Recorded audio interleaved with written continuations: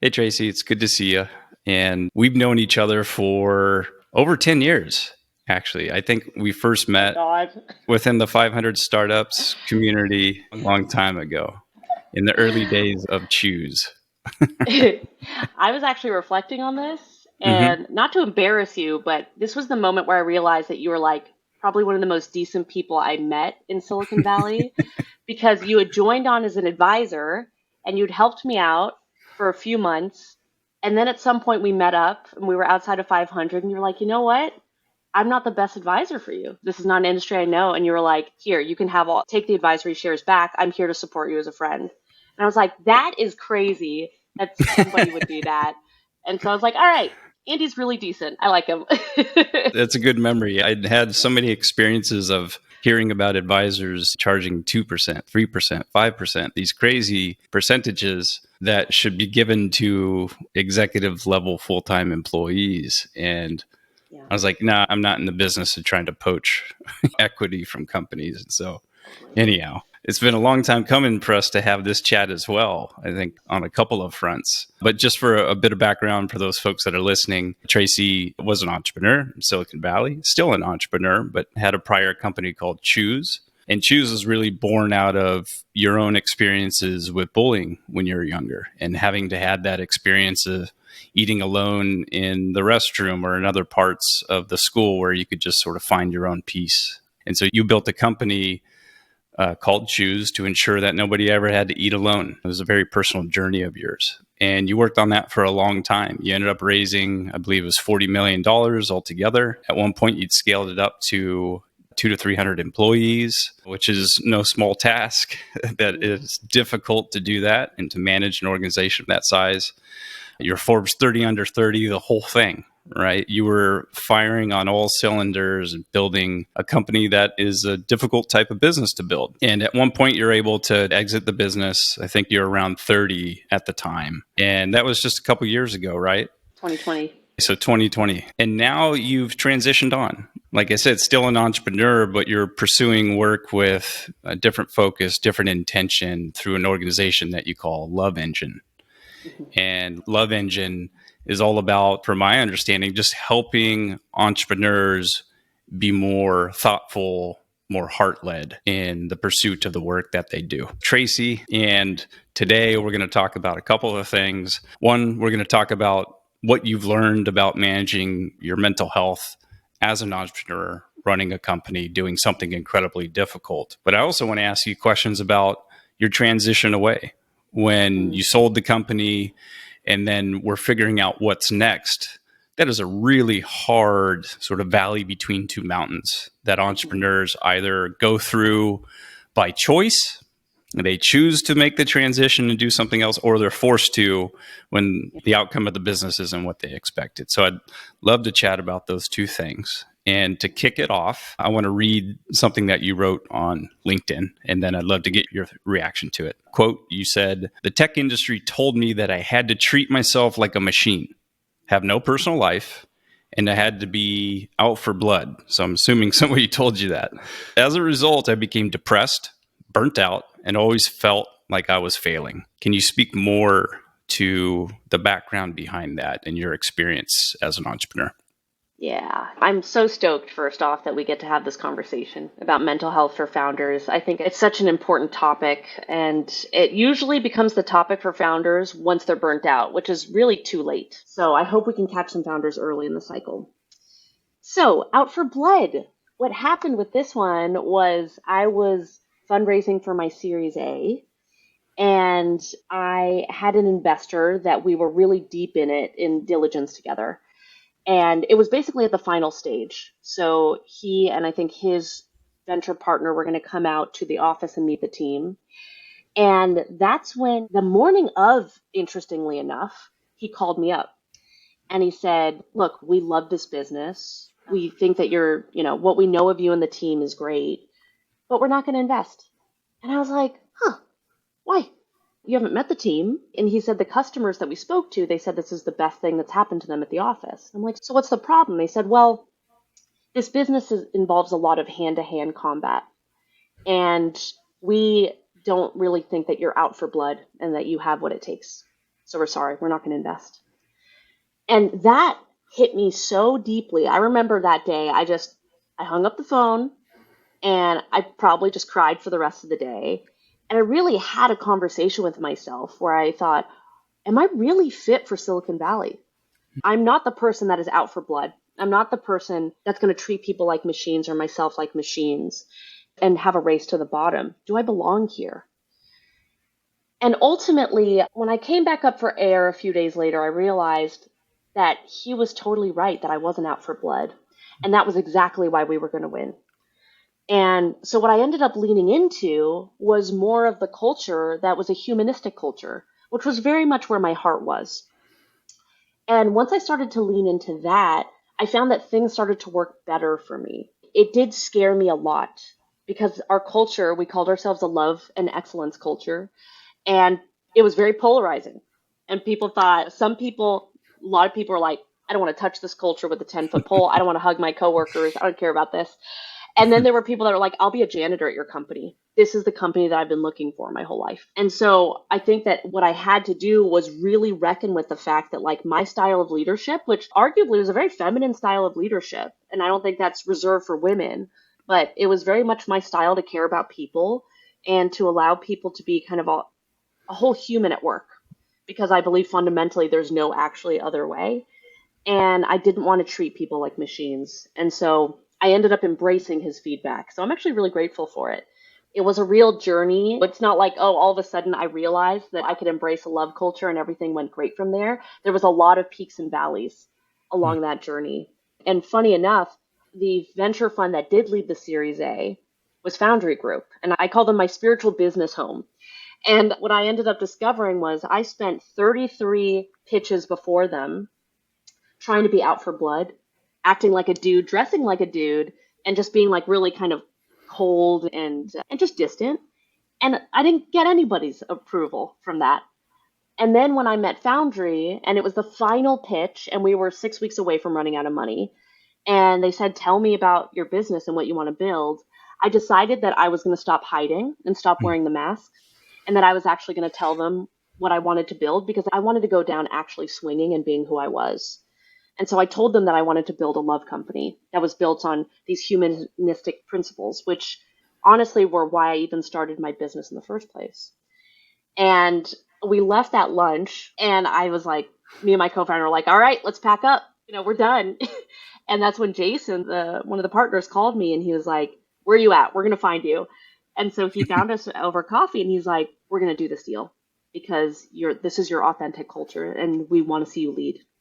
And so it was a huge change for me in a matter of months. That's a fantastic story. What I'm hearing and what I take away from it is one of the most defensible business strategies is to be yourself. And things are so much more difficult, and the journey of managing a startup is much more painful if, because of outside feedback, the leader decides to try and lead in a way that is not authentic to themselves. And I've seen so many first-time founders in particular struggle with this, because they don't have the experience. And so they think that what they have to do is be a reflection for everybody externally and take other people's advice. And they don't have their intuitive barometer as developed because they're nervous that they're going to do the wrong thing. And that's where you have to lean into authenticity, but it just feels super risky, even riskier than starting a business. And that's part of in my coaching practice now, just kind of helping people unearth like, what feels right to you in this situation? Literally, what's your moral compass? What's telling you what's right? And they're like, well, I don't know. And it's like, no, you're just scared to know. And you're scared to act on it, which is what I went through as well. Yeah, it's understandable. As a bunch of high achievers, we have entrepreneurs who were excelling in all parts of their life before coming to Silicon Valley and starting a company. And then part of that achievement pattern is also a degree of agreeableness and just saying, oh, so I'm supposed to get straight A's? Okay, sure, that's what I'll do. You sort of learn through prior conditioning that to agree with the authorities and to receive their feedback and just run with it. That's the thing to do. And then to your point, especially as a first-time entrepreneur, it's like, no, actually, some of the greatest businesses are built on the foundation of being disagreeable, disagreeing that, hey, no, there's an opportunity here that I believe exists that no one else does. Or there's a way of doing this that I want to do it where no one else is going to pursue it in this way. And that disagreeableness is actually really important. Right. And the other thing is perfection. And by perfection, I mean, we feel like as founders that we have to be good at all levels of leadership, management, goal setting, fundraising, and we hold ourselves to this crazy high standard. Most founders didn't sign up to be managers.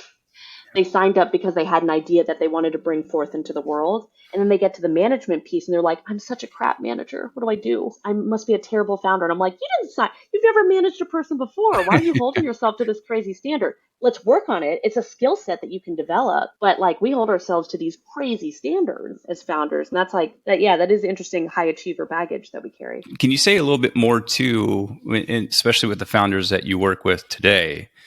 And what are the things that they can do, or how can they go about identifying that authentic voice, the one that is often covered with fear? What are some of the practical steps that an entrepreneur can take to make sure they lead in that way? Because it's going to be an integral part of how they feel as they're running the company. So one of the biggest issues that I see in Silicon Valley is that founders are very stuck in their minds, in their head. Their energy is up here. We're smart people, right? Some brilliant people I've met. But because it's all rationality, we don't actually have any body awareness. We don't drop down. We don't feel anything. And a lot of times our seat of intuition when I work with founders lives in the chest or the stomach, in the torso. And so if you're not this is often disassociation because of childhood or early trauma. So we retreat up into our brains because that feels safe. What I encourage founders to do with many practices is to drop back into the body, because oftentimes our body carries a lot of our intuition and our wisdom. And so I think it's very little things of awareness. I do a lot of somatic practices. These are body-based practices. And what that means is it's as simple as starting off with 3 very slow, deep breaths that start from the stomach to the outer ribs up to the chest, 3 of them. Eyes closed. I will tell you, eyes closed is one of the biggest things that a founder can do to go inwards. It's so simple. I have had coaching sessions where 45 of 50 minutes are with eyes closed because a founder has to go deep, not even be keying off of me, right? I want them to be going inwards. So we get them into the body. I have them sort of find or think about the question that they have. And instead of rationalizing it, we drop down and then we ask the question again, and then we wait and we see what comes back. And I think that this is what you're doing, is attuning your ability to listen to all parts of you. And you wait to hear. And sometimes it's a physical sensation. For some people who are very visual, sometimes it's a visual that just hits them. They see themselves taking a certain action over and over, but they emotionally or rationally push it away. And I'm like, let's entertain it for all of 5 minutes and see what comes from it. And usually what's the reason that we're not listening is because we're afraid. So that's why you have to give it time. Because if you go off your first reaction, oftentimes that's going to be a fear reaction. So we slow everything down in our breath. We take out all other stimuli and we let the answer come to us. Silicon Valley doesn't train us to do this. We're trained to move quickly. Yeah. Right. And sometimes, and by slow, our sessions are 50 minutes. Right? I'm not saying spend 2 weeks meditating on a mountain, but let's actually see what your answer looks like. At least give it the space to come up, and then we can debate it. But don't debate it before you actually even know what you want. So it's a whole strategy of preference building. And a lot of founders don't know their own preferences because we're very used to taking care of other people and attuning to other people first. Yeah, no, over time, it degrades the sense of satisfaction and the enjoyment that you're going to have in your job if you're not doing it in the way that is intuitive to how you want to do it. Whether you're an entrepreneur or you're an early employee or an executive, I tell them the same thing, is like, you have to do it your way. And you're either going to be really right or really wrong. But if you're doing it someone else's way, you're guaranteed to be wrong. Yes. And that feeling of doing it in a way where you don't want to do it, it'll take the joy and satisfaction out of anything. And I really loved Paul Graham's answer when somebody asked him, like, what's the job of a CEO? He said, have fun. You have to find a way to have fun with what you're doing. Otherwise, you're just not going to be able to survive it. And it's so true. It's so true. I know there are many reasons and ways in which Elon can be poked at and criticized. But one thing when I pay attention to his sort of 10-year-old humor and what have you, the flamethrowers and the mariachi bands or whatever, is like, he's trying to have some fun. I think that goes a long way in helping somebody trying to pull off something miraculous. It is in attuning to what you want. That's when you learn how to have fun. And one of the biggest ways that got to the heart of why I built the company was when I went to the CEO boot camp with Jerry Colonna. And it's like not physical, it's basically group therapy. So it was 15 CEOs. We were up in the mountains of Colorado. And we ranged from pre-fundraising to exit and earn out. It was a whole spectrum. I was on the earlier side. It was before the A. And we start to compare notes and we realize nobody's happy. I was probably 24 when I was there. And I was like, wait a minute. I thought that when you exit and earn out, you are the happiest person in the world. And they're like, well, here's the thing. I didn't spend enough time with my family, so I'm getting a divorce. My kids hate me. I didn't spend enough time on my health. I'm overweight and I have a lot of health issues. And because of all that burnout, I don't even know what my next idea is. I've lost my sense of passion and purpose. And so that was a huge reality check for me to say, oh shit, it's not about the exit, right? It's so much of it is actually about the journey and staying as aligned with yourself in the journey as possible. So then we go into kind of discussions and we realize that everybody in the room, a lot of people in the room had been bullied. And I had been bullied. And as I start to share the story, I shared with people that I was bullied so badly. I used to eat lunch in the bathroom stall alone. And Jerry kind of looks at me and he's like, tell me what your company does again. And I was like, well, I guess we make sure that nobody eats lunch alone because we do family style catering. And it hit me. And it was like a sober psychedelic experience of 30,000 volts of electricity through my body where I had not put two and two together, that in building a company that ensures that people eat meals together, I was actually providing for a very young part of myself and the young parts of everybody that I ever served a meal to, because I only wanted people to have authentic connection. And it just hit me in that moment that I built this company out of love. It's a loving action. It's a loving gesture. And I looked at my logo for what felt like the first time. Here's the logo. And it was a heart. And I was like, has that always been a heart? Like, I spoke to my co-founder after, and he's like, it's always been a heart, Tracy. We made this decision together. It was implicit. And I think being able to understand, why did you actually start whatever you're starting? I think it's much more deeply rooted than any of us can consciously know. Because why else would you go through years of horrible pain unless you felt like you were birthing something very important to you? Yeah. I'll make one comment on that, and then I want to dive into what you mentioned around bullying and trauma. The one thing I'll say to entrepreneurs is, like, be very selective with the idea that you choose to pursue, because it's going to be brutal no matter what, especially if you go down the path of raising a lot of money from investors. Once you're on that treadmill, you can't really get off of it. And if you didn't choose something that resonates at this deep sort of subconscious level of the soul, I would argue that the probability of you burning out and ditching the business or the idea or just not executing well is much, much higher than when you work on something that feels like the thing that unifies all of your prior life experiences in this direction. So to the founders that are listening, I get it. There's sometimes you choose a business because the opportunity is obvious and you can make a lot of money with it. I'm not saying don't do that. There are entrepreneurs that have done that and things have worked out fine. But there are many cases where the pressures to be a high performer, to be an entrepreneur, to do it because it's the esteemable thing to do, overwhelms the entrepreneur's instinct around what do they actually want to work on. And that idea matters a lot when it comes to your sense of wellness while you're building a company. To what you said around the bullying and trauma, the question I have is, and it's a broad one, but when you reflect on your experience now, what role did that early childhood trauma play in you as an entrepreneur? I think in many ways it was core to me actually building this business. And I think in many ways, I've always looked at founders and said that you have to be just traumatized enough in order to start a business. People with zero trauma typically not going out starting businesses. I say that broadly. They kind of have the rational sense that there are way better ways of deriving an income and maybe even value and self-worth. I do think that being bullied helped me. I think it helped me in a couple different ways. One is I was bullied by women, by girls at the time. I was 8 to 10 years old. And what I ended up doing was actually seeking the protection and help of the boys. And so I have a great relationship with my father.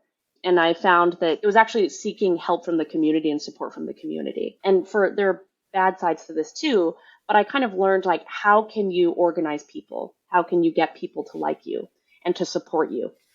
And that was very early lessons. And it came from a place of just survival. And I also think it taught me how to survive on my own, which I actually work best in partnership. So I started Choose with my co-founder. And right after my co-founder left, I promoted our VP of Ops to COO. So I always work best with a partner, but there are going to be so many times when you're building a business that you are alone, fundamentally. And I remember after I raised a seed extension between the seed and the A, and it was one of the hardest times ever. I mean, I had definitely had suicidal ideation. I was never going to act on it, but it was just a lonely time. And I was in my studio in Noe Valley and just every day pitching. And it brought me to my knees. It was an 11-month fundraise and it was horrible. Wow. And in those moments, a little bit of trauma and the ability to have developed coping mechanisms and to self-soothe and that grit and that determination is so powerful. It's the only thing that gets you through. It really is. And we did 4 financings, maybe 5 financings, where we were within 4 to 6 weeks of runway ending. And each time that it happens, you have more sets of eyes looking at you because the team has grown bigger and more sets of eyes that are relying on their salary from you. And so I find that especially as the CEO founder, you have to learn to scale yourself emotionally. And so I think that in a weird way, my trauma helped me to do that.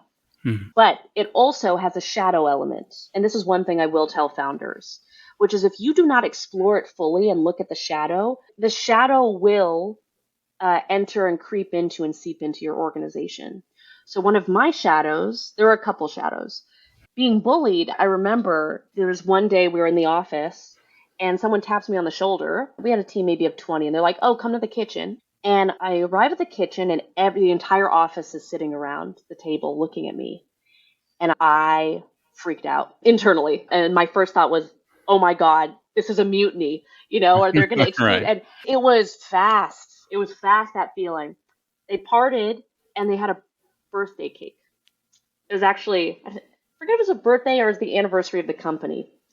And they were like, we're just celebrating, 4 years of Choose or whatever. And my whole nervous system is like in hot sweats and I'm freaking out. And I'm like, wow, like my trauma's still here, right?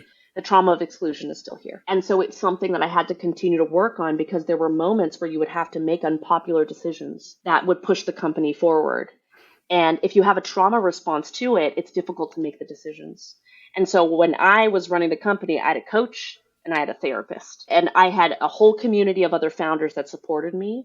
And so I'd say, if you have the trauma, which you likely do if you're running a company, don't leave it unexamined or under-examined because it will haunt you. But it can also fuel you in very powerful ways. Yeah, it's both. And Dr. Michael Freeman, who's done a lot of research on entrepreneurs and sort of put out some of the seminal papers, I think one was called Are Entrepreneurs Touched by Fire? And it was him and his team of researchers. And Dr. Freeman is, I believe, the chair of psychiatry at UCSF. He's not only a psychiatrist, but a psychologist. And he's not only those things, but he's been a CEO and entrepreneur.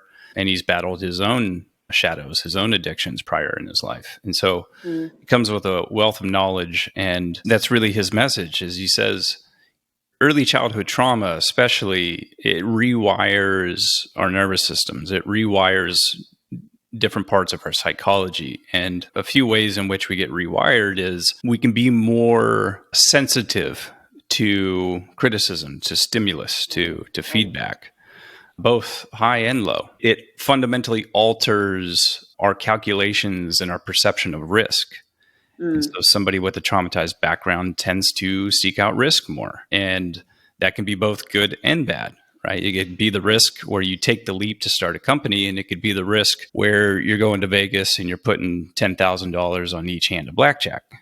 And those attributes can be two sides of the same coin of the same person. There's a variety of ways in which those early childhood experiences does, the research supports, in fact, predispose some people towards different professions relative to somebody that came from a background where there was no real turbulence. And Mm. this evidence is all around us, not only within the high-ranking positions of entrepreneurs of large and small companies, but it's very common within, say, people in the world of performance, actors, Mm. musicians, Yes. singers, comedians.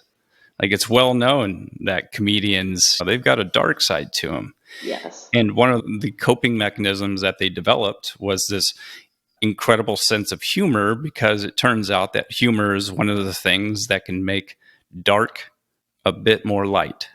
Mm-hmm. And that's how Mm. they sort of adapted to their environment and got through things. So anyhow, I think that's the message. I'm glad you talked about the role of trauma, and the message to the entrepreneurs is, if you had that difficult background, explore it. Explore it, because it's simultaneously going to give you your superpowers while also coming with these other sides that you should understand in an attempt to manage them. Because the goal isn't, let me just cut that part of my brain out and then all of a sudden everything's fine. Yeah. It doesn't work that way. This is the shadow element. And I see it as a surfer, right? And I live in Oahu, and I've been training to surf bigger and bigger waves. And these big wave surfers, if you watch Momentum Generation, which is about the top surfers in the world today, it all begins with their stories of their alcoholic, abusive fathers, right? And it is no coincidence. Laird Hamilton is very similar, right? There's no coincidence Yep. that you have they are charging the biggest waves. And I felt it. My biggest wave is maybe 12 feet, right? Which in the whole scheme of big wave surfing is not big. But it's a rush. And the world afterward, it is the only thing you can focus on. And it takes anything that might ruminations, and it just sends it to the background. And so entrepreneurship is the same way. I mean, the highs of when my company was able to hit revenue targets, or we were able to raise our Series B, the highs are incomparable. But you can guarantee that you're going to have lows where things are going to bubble up to the surface. And if you haven't done the mental training to get ahead of those things, you're going to have to be fighting for the first time in a very public arena with your team and your investors watching. And that is no joke, one of the hardest things you'll ever do. Yeah. And imagine having some form of trauma or conditioning related to authority figures. Maybe you had a really overbearing parent or a father figure that was like strong and intense and kind of scary. And then you get investors who may embody some of the same characteristics. If every time you're talking to an investor and it's bringing out a fear response in you, that's going to be painful. You won't be able to manage that relationship with the investor very well. It behooves you to explore that. Well, it's funny you mentioned that, because my lead investor of my seed round ended up being a total tyrant. It's no coincidence that being bullied, I attracted a bully again. And in a funny way, I think it was my psyche trying to complete a loop or a cycle in a way that I couldn't have defended myself when I was younger. And what I had to do was go toe to toe with a very famous investor, very well known, and ultimately defend myself and even go on the offense against somebody that was looking to destroy my company. It was one of the scariest times of my company to come face to face with a very well-resourced adult bully. But it also taught me I'm an adult too, and I have resources and I have capacity that I didn't have as a child. And in being able to fight back and ultimately to win, I was able to kind of rewire some of that. And so in a funny way, I think life delivers us the lessons that when we handle it properly, facilitate our healing. But you have to be ready for that. It is going to happen in the course of running your business and being in the arena. I think it was Freud who called this the compulsion to repeat. And Yes. what he observed in himself and the countless patients he saw was, whether it's like the example of subconsciously seeking out that overbearing authority figure, or when somebody has been abused and then they end up making their way back into another abusive relationship and another abusive Yes. relationship. There's just something about, like you said, the mind attempting to potentially go towards what's familiar, but Yeah. then maybe at the same time serving up this opportunity to say, like, okay, here it is again. Now I need you to represent yourself and push through this. There's Hmm. an opportunity to Yes. heal there, Yes. but it's terrifying and it's difficult. And the healing happens in that moment when you're confronting that shadow. Yes. And this is why I do executive coaching, because I actually think I love goal setting and management practices and feedback and the tactics.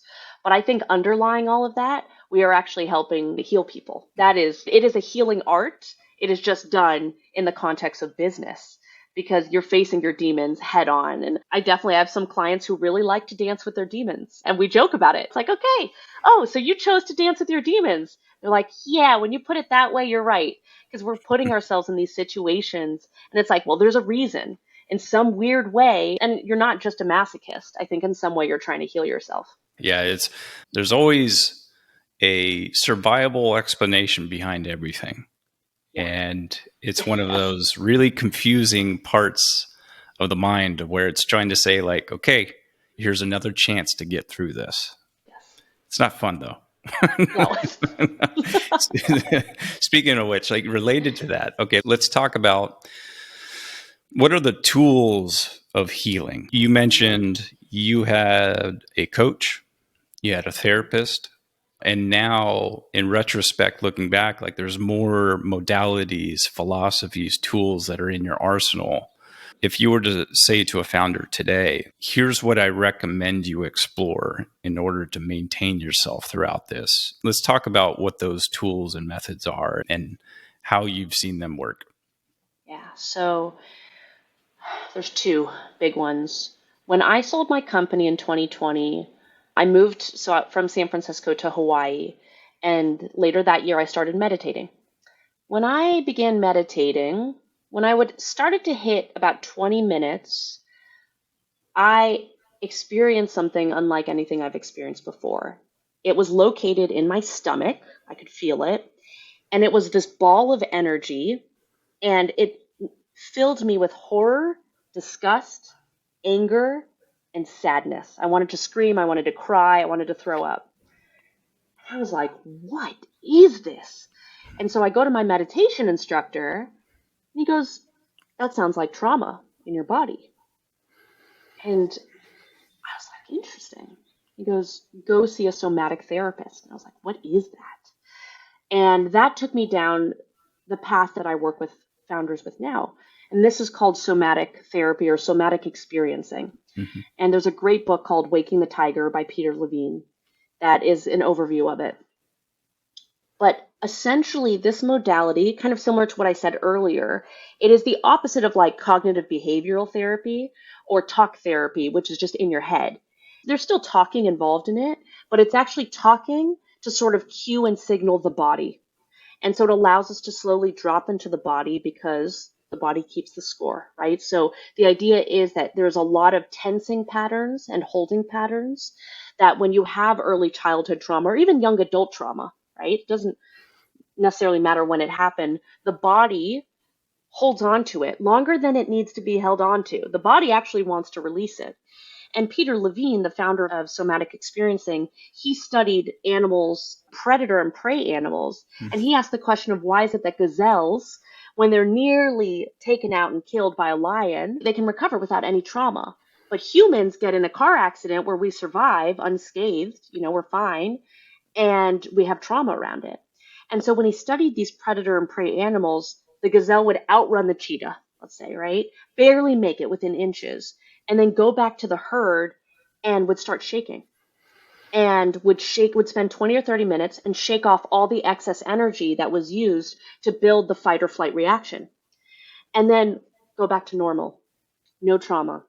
Humans, however, because of the ways that we're socialized, in many ways, we're not actually allowed to let go. We're not allowed to cry. We're not allowed to scream or wail, right? That's not looked at kindly. So we tense pattern and we hold it. Mm. That is what I was coming up against in my own work. And so I think that somatic work not only helps you access your intuition, but can help you in very titrated or measured ways start to release the things that we hold in our body. So that is an amazing world. That is, I feel I'm finally exploring below the neck. I'm like, oh, I have a body and it has sensations and wow, like, and it tries to tell me things. So that's the first one. Yeah. Sort of a combination of, sure, talk therapy, like that's important. That helps you develop an intellectual understanding that allows you to connect the dots. For example, oh, I feel out of control when an aggressive board member speaks to me. And now I can connect the dots to, well, this is how I was raised, or so on and so forth. That's helpful. That's an unlock in itself, right? That understanding is useful. But you have to go a step further, especially if there's something more significant there. If the body's holding on to that prior event and it's impacting you and your mood, behaviors, your thoughts, like that's where the somatic element comes in, and getting yourself out of the brain, getting yourself into the body, learning how to release that sort of stored energy that is working very subversively under the hood. Yes. And I've experienced this myself where I did years of talk therapy and I hit a plateau. I was like, I understand why I do this, but what do I do Yeah. now? And that's where we're biological beings. So let's work with our biology to also heal ourselves. Now, this works hand in hand with the second modality, which is psychedelic therapy. And so, psychedelic therapy, I started to study this. I mean, I've been to Burning Man. I've certainly had my share of experiences with psychedelics, Right. but that was recreationally. I actually, when I was towards the 2/3 way of running Choose, I was engaged. I was in a very serious relationship. And 6 weeks before the wedding, my fiance left.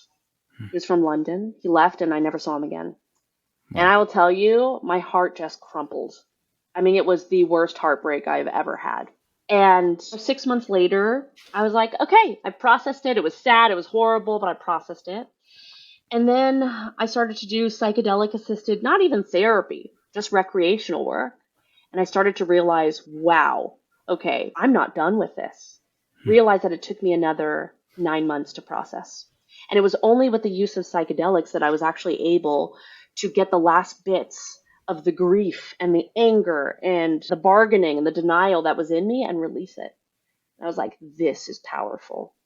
And so once I sold the company, I also started to study to be a psychedelic integration specialist, is what we call it, right? Which is we help people who have psychedelic experiences and to process those experiences and integrate them. What I mean by integration is when you have a psychedelic journey, psychedelics often help you to take all of the resistance that you have and drop it. So we don't realize the color of the glasses that we're wearing. We don't even think we're wearing glasses. We think this is the world as it is. And we're wearing like 3 sets of goggles. Yeah, it's like goggles. We've got like all these helmets. We've got some weird like costumes. We've got masks on top of it, right? Yeah, iron suit. Totally. And we're like, oh yeah, life is great. Like, oh man, I'm feeling weighed down. I don't know why. Like, life is good.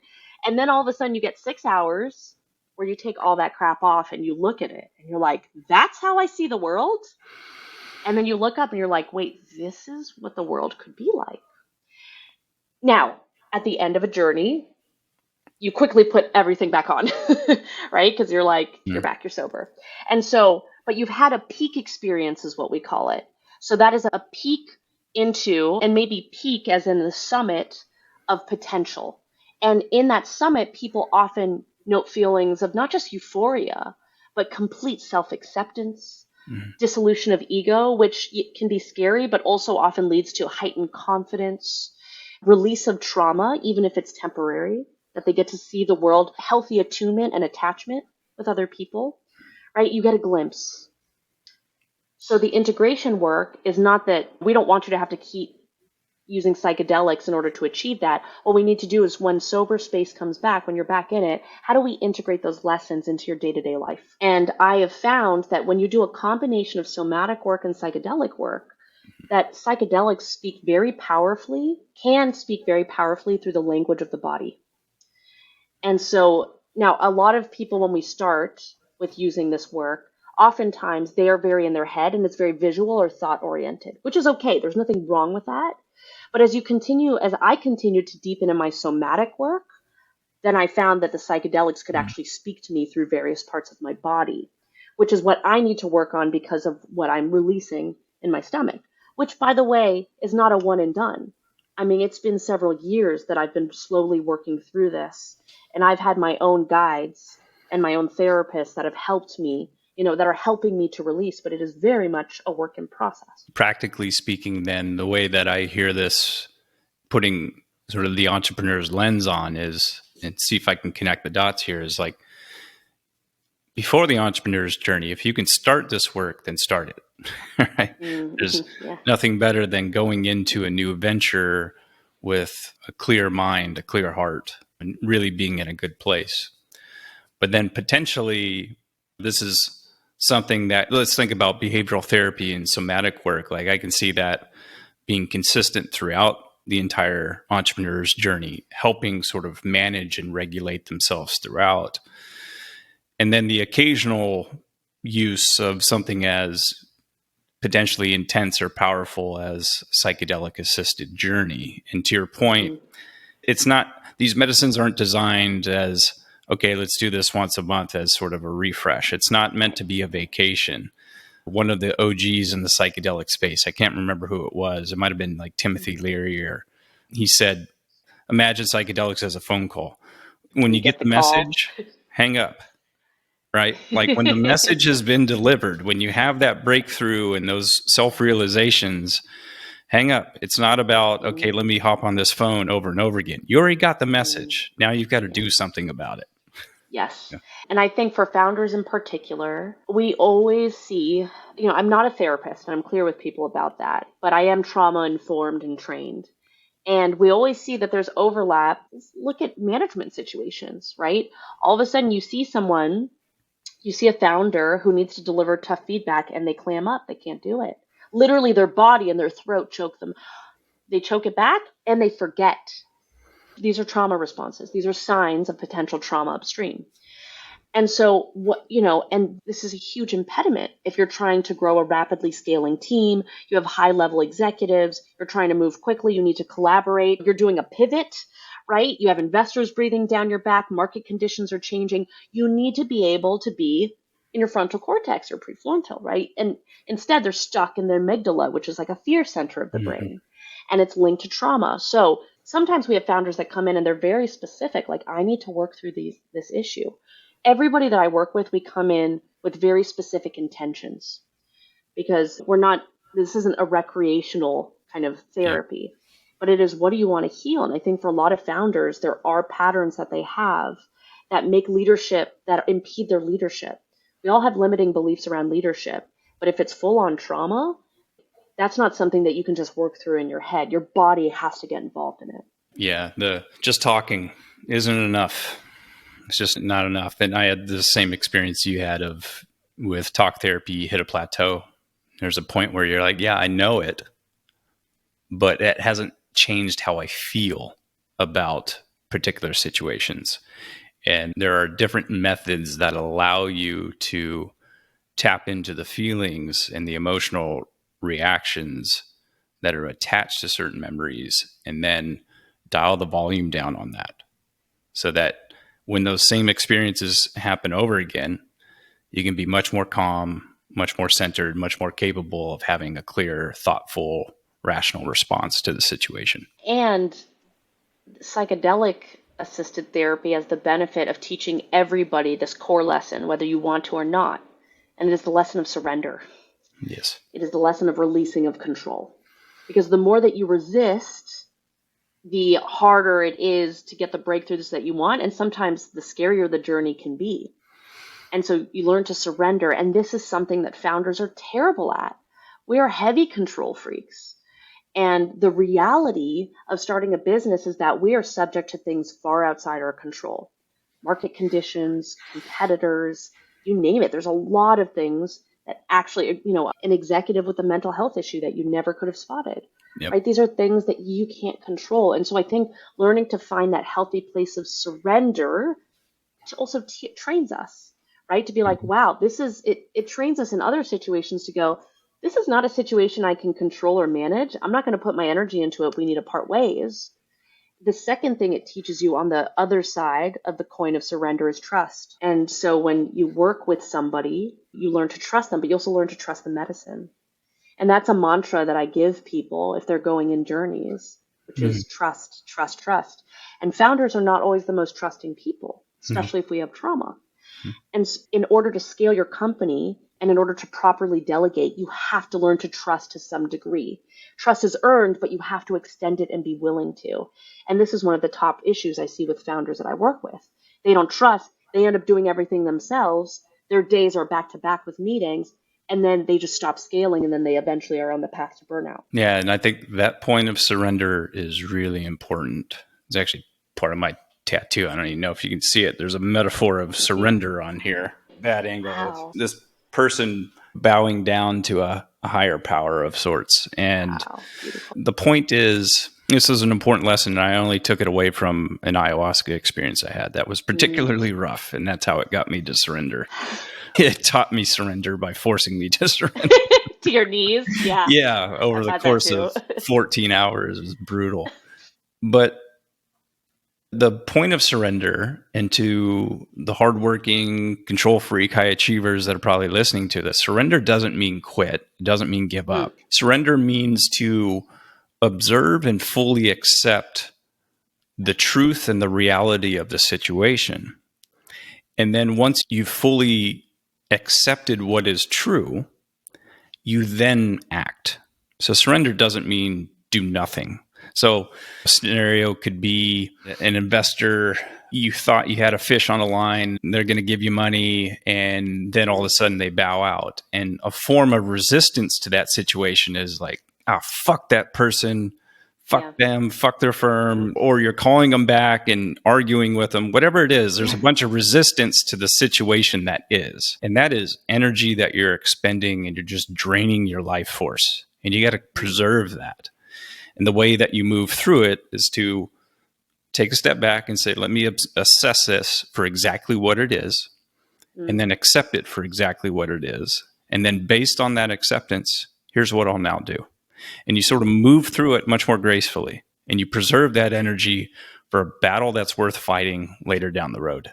And if you can find a way to practice that every single day, this non-resistance, this acceptance to what is, the market conditions, the employees that leave, the ones that get poached, the competitors that copy your shit. If you demonstrate resistance in front of the rest of your employees and executives, they're going to become resistors as well. And then you got a whole organization of folks that are just expending this unnecessary energy on resistance. Accept and then focus on what you can control and then move forward. That's the message I take from it. Yeah, God. And that's a message I need to hear today because I'm going through long COVID, and it has been a 15-month journey Wow. of sorts, of the most intense fatigue. Couldn't get out of bed, couldn't take care of my dog, couldn't drive myself, couldn't cook for months. And I'm coming out of it, but it is a surrender every day. And it is trusting also that my body is healing, but it's absolute surrender. And it's Pema Chodron has this really good quote in her book, Things Fall Apart, where she says basically you have to be subject to multiple annihilations in order to know that which is indestructible in yourself. And I think that psychedelics, illness does this to you, where it destroys the underpinnings of your identity. Like I'm a surfer, I'm productive. I could do neither of those things. I couldn't do physical activity, and I could barely work. And to take those out from under you, you kind of learn what's left. Who am I? And I think it's very important to get to the kernel of who you are. And I found deep down in my journey with long COVID and also in selling the company and coming to terms with that, which we can talk about, I kind of learned that underneath it, I still am genuinely a person who sort of believes that everything is granted to us as a lesson. And I could find that kernel of positivity, which I wasn't necessarily sure was there. I wasn't sure what was deep down. And so I think a psychedelic journey can give you a glimpse into that without the ramifications of a multi-year illness. Let's transition to the transition. And I'd love to cover this as the last part of what we talk about, which is, the time comes when an entrepreneur chooses to step away from their business and move on to what's next, or they're just forced to. The time has come. It's not going to work. Investors aren't on board, whatever the conditions may be, that this part of you that's become such a large part of your identity, now you're transitioning to what's next. And when you work with entrepreneurs, I'm sure you've seen really difficult transitions. Like, I'd love to hear your perspective on how you help guide an entrepreneur through making a major transition away from their company, and the advice that you give to entrepreneurs as to how to make that transition as gracefully as possible. So I myself had kind of this heartbreaking moment of realization. And I find that there is sort of a heartbreak and a moment maybe where it hits somebody. So the founders I work with, they are typically transitioning out of a place of they run out of money. Their company runs out of money. Sometimes there's a lack of motivation as well that's on the heels of it, but it's usually at the core of it very financial. And so for myself, I remember the moment that we couldn't raise our Series C, and we were growing, but the market conditions were not ripe for food startups because several food startups had failed just ahead of us. And so we couldn't raise it. And I remember I actually booked a morning that I just sat on my couch and with myself, and I turned off all electronics, and I had a conversation with myself. Because I had two paths forward. I could build it into a lifestyle company. We could do deep cuts, break it down to a team of maybe 15 people, 10 people, and continue running it, or we could sell it. And I could not for the life of me know. I couldn't decide what my preference was, to earlier to our point. And so I sat with these two and I just talked to myself and talked it out. And by the end of that conversation, I was absolutely in tears with the heartbreaking realization that I never started Choose to be a lifestyle business. And that if we really couldn't resource ourselves, that the journey was over. It was done. And it was a deeply profound reconnection with myself, actually. I remember telling myself, like, we should do this more often. We should have more talks with ourselves, right? Yeah, to this person living rent-free in my head. Yeah. They're actually not that scary, right? And it's good to have that It's kind of like an old friend that you haven't seen for years. It's like, oh, we should talk more. So I like to look at the transition process as swimming from one riverbank to another. And in that swim, there's very strong currents pushing you back to the old bank from the new bank. So it's what the process, if there is a process, which really there isn't, but I think the metaphor is a comforting one, because what you'll find is that entrepreneurs, they have this fit of realization, and they have an energy towards it, right? So they start swimming across the river, and they get to a certain point, and they get tired, they give up, they're scared, and they want to go back to what's familiar. And so the current pushes them back, or they swim back for the old bank. Our job in that transition is to continue to resource them. So you come back to the bank, and I think it's actually a good thing. It's a sign that you're testing the limits. You know how far you can go. I make sure that you're resourced, you've got water, you've got the space to talk it out, and then we send you on your way again until you finally cross the bank over. And that bank might look like, this is for all transitions. The more common one that I work with founders on is transitioning from a seed company to an A company, right? And it's not like it happens at the financings. That would be easy.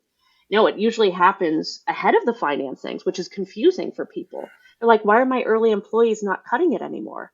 Why is there infighting? This isn't the team that I started. Why are they, God, we're not a family anymore. We're a team, right? These are all milestones, and the CEO needs to show up differently. So whether it's that kind of transition or they need to leave their company, people always backslide, and that's okay. And so we kind of work through what are the things that are holding them back, and really what are the limiting beliefs that prevent them from getting to the other side. And the big one is usually there's fear, and underneath it, shame or guilt. Shame that they've not made it, shame that their investors aren't going to get paid enough or at all, shame that their team isn't going to make money, shame that they're not going to make money. And we have to bust through that, because the shame and guilt, it's incredible how long you'll function under the operating system of shame and guilt. I mean, I'm half Chinese, half Jewish. Like, this is like what we do. It's not the healthiest, but it's very motivating for people, but it also burns them out. Oh man, that was a good one-liner. This is welcome to, for whatever reason, it reminded me of that Bradley Cooper moment in Wedding Crashers. I don't know if you remember his character. He was like the very bro-y older brother, and he was like, what do you say? Crab cakes and football. That's what Maryland does.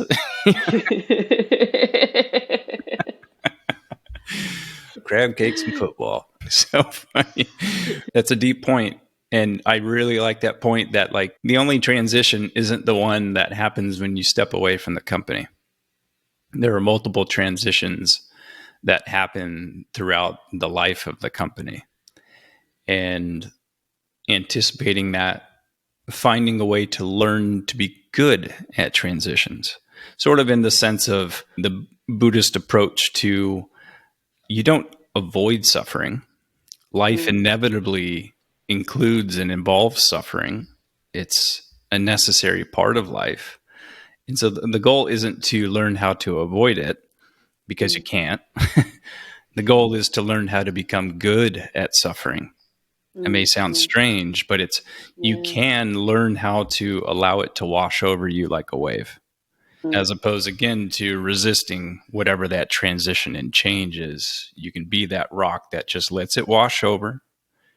The wave recedes, and then you've let that happen and you can move forward. There's an art and some science to being that rock and to allowing the transition to happen gracefully.